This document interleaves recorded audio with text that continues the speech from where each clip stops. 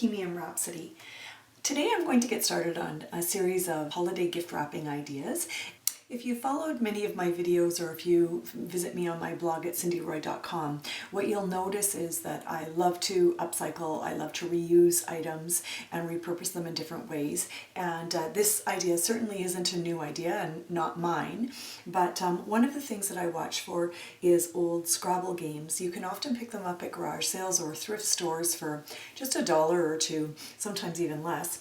And what I'm going to do is just show you how you can use some of those words to incorporate them into your gift wrapping ideas.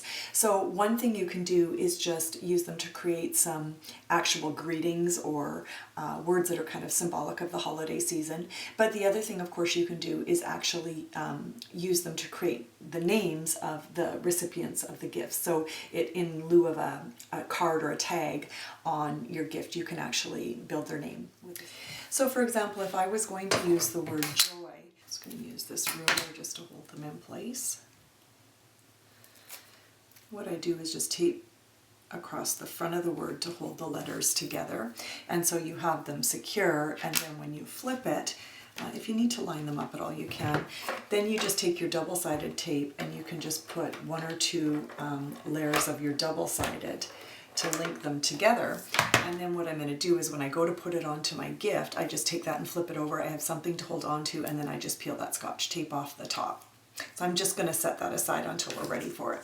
So for today's gift, I'm just using a plain brown paper gift. I know this gift is maybe a little large for the frame, but that's okay. I'm just gonna show you how simply you can embellish it. I love the look of the brown paper. It's just so simple, it's inexpensive. You can buy it at the dollar store, and literally if you do all your wrapping in brown paper, you can do so many different styles, and yet they're kind of unified by the paper. When I'm gift wrapping for Christmas, I sometimes like to kind of stick with a theme, and so all of my gifts are wrapped either in the same paper or a very similar style that coordinates and goes together. So for this one, I don't even actually know where I got this. I think that it was a cord that I bought at the fabric store that you actually wrap fabric around to create like kind of a piping. I think it was when I reupholstered a chair. And so it's actually really puffy and fluffy, but I like it's kind of a flat, creamy look, and I love the look with this.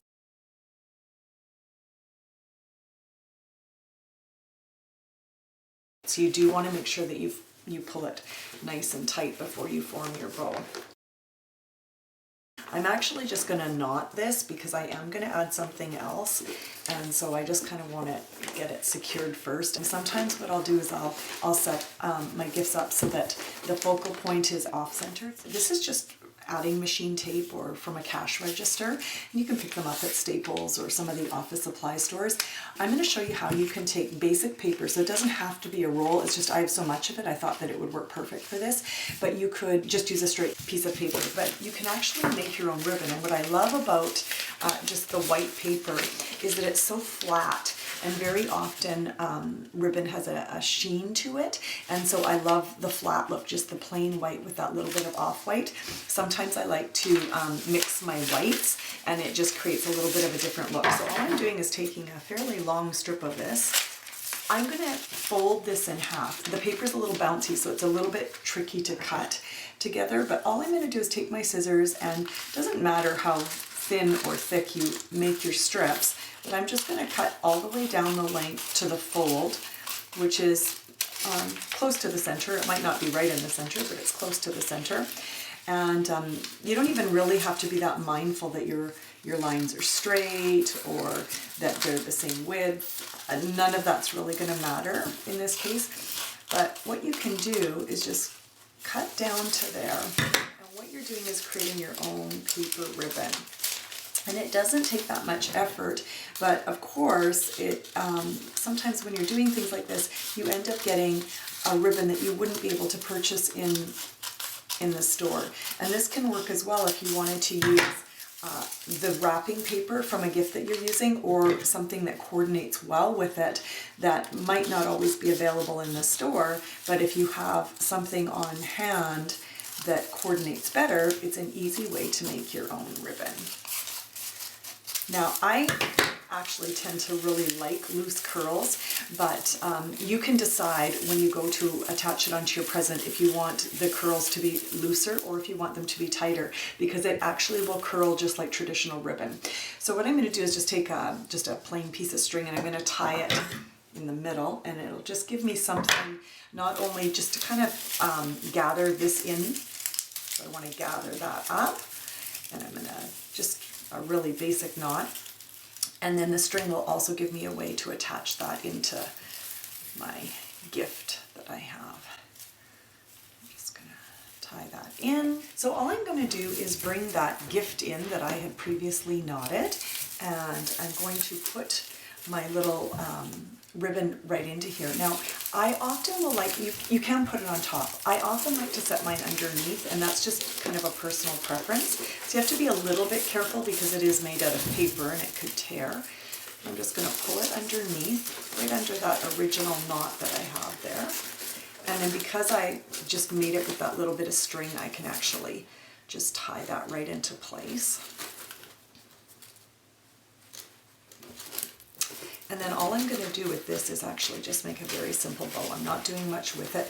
One of the things that I really love about the idea of the brown paper is that you can keep things relatively simple and you don't have to add a lot of extras to it. The simple look actually looks awesome, and I just kind of love this fat, I don't even know what it is, like I say, this ropey stuff.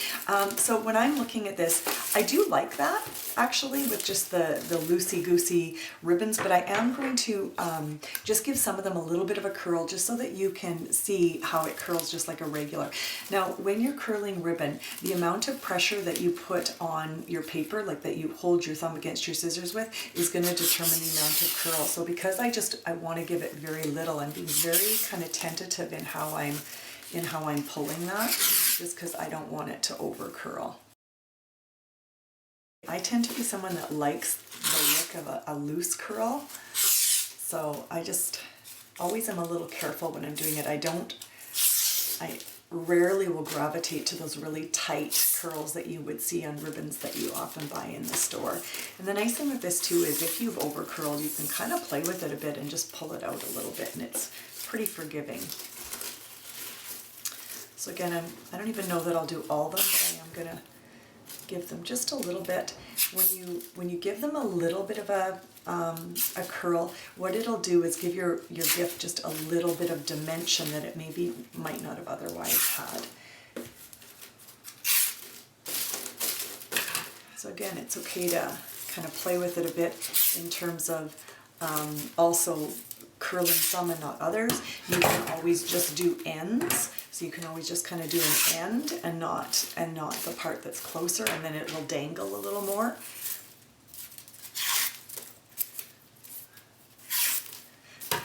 Anyways, for me, I just love the way that the matte of the white just is, it's just a very plain look, and like I say, I tend to gravitate to that. Now I can always bring my word back in, and I can decide where I want to place that. So I might want to place it just kind of diagonally across here. Sometimes I like it just kind of offset just in a bottom corner. If it was a name, I could do the same thing. So you can just kind of play with it and decide where you want it. So for this particular one, I'm gonna just kind of set it on a diagonal here. I like the idea of it maybe not going where you would typically think it should go and off-centering it. So I'm just gonna put it diagonally here and show you how this works. So I just want to give it a really good push, and then what I can do is very gently just pull that Scotch tape off, and what it does is it's adhered to there nicely, and that Scotch tape just gives me a way to stick it on there nicely. The other thing you can do that I want to mention with ribbon, and I will often do this in my gifts, is if I don't like the way that it's sitting, what I sometimes will do is just take whichever piece, it doesn't matter. You can kind of just figure out what looks the best, and I'll feed it under the oblong pieces. And what it does is it gives you a little bit of an ability to play with where your ribbon is sitting. And so just by kind of sneaking it underneath, moving it around a little bit, you can kind of get the ribbon to sit maybe places where it wouldn't otherwise go. So if you just kind of like here, there's a little kink in there. If I don't like that, what I can do is just, if I feed it under the right places, I can make it sit the way that I want. So I hope you like that idea. I love the idea of combining the Scrabble tiles with just the white and the off-white and the brown paper, and I think it makes for a really terrific look. I hope you enjoyed the video, and please stay tuned for more great gift wrapping ideas. Don't forget to like and share. Thank you.